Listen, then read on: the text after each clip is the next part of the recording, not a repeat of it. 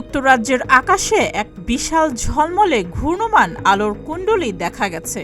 সেটি দেখার পরপরই মানুষের মধ্যে এলিয়েন অর্থাৎ ভিন গ্রহের প্রাণীদের আগমনের জল্পনা তৈরি হয়। কিন্তু প্রকৃতপক্ষে বিষয়টি সেরকম কিছু নয়। গবেষকরা মনে করছেন, যুক্তরাষ্ট্রের ফ্লোরিডার Cape Canaveral space force station থেকে উৎক্ষেপিত স্পেস এক্স রকেটের কারণে এরকম ঘূর্ণমান এলিয়েনের যানের মতো কুণ্ডলী দেখা গেছে।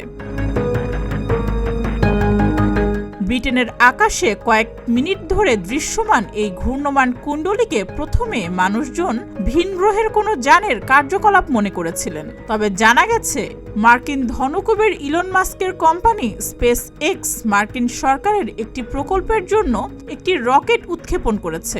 রকেটটি ছিল ফ্যালকন 9। ধারণা করা হচ্ছে রকেটের হিমায়িত ধোঁয়ার কারণে এই দৃশ্যের অবতারণা হয়েছিল।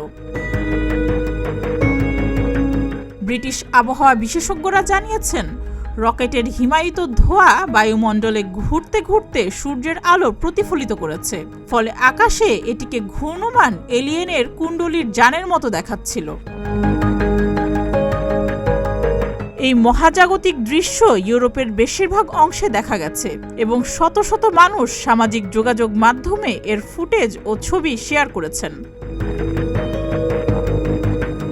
সুস্মিতা, প্রতিদিনের বাংলাদেশ।